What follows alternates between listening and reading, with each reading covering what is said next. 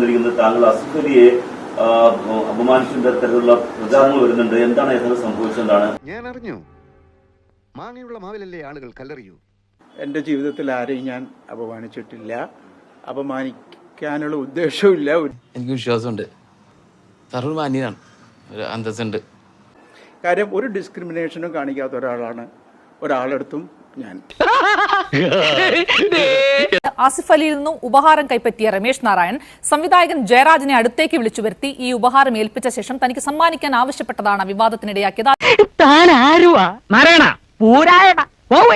തനിക്കൊരു വിചാരമുണ്ട് താ ഏതോ കോപ്പിലെ വലിയ രാജാവാണ്, താ ഒരു പുല്ലുമല്ല. പക്ഷെ ഇതെങ്ങനെ വന്നു? ആസിഫ് അലി എനിക്ക് ഏറെ ഇഷ്ടമാണ്. ബെസ്റ്റ് തല, മാംഗ്ലൂർ മെയിലിന് വെക്കാൻ പറ്റിയ തല. അതെങ്ങനെ സംഭവിച്ചു എന്ന് എനിക്ക് തന്നെ അറിയില്ല. പിന്നെ ഈ സംസാരത്തിലുള്ള സംസ്കാരം വില കൊടുത്ത കിട്ടില്ല. ഇതും തന്നിട്ട് ആസിഫ് അലി അങ്ങോട്ട് പോയി. ആസിഫ് അലി ഞാൻ വിഷ് ചെയ്തു. നിങ്ങൾ ഇനിയെങ്കിലും എന്നെ ഒന്ന് മനസ്സിലാക്കണം. ആസിഫ് അലി നോക്കുമ്പോഴേക്കും ആസിഫ് അലിയെ കാണുന്നില്ല.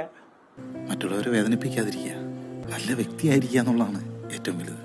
ഇപ്പോഴത്തെ നടന്മാരിലേക്ക് ഇഷ്ടപ്പെട്ടല്ലേ ആസിഫ് അലിയൊക്കെ?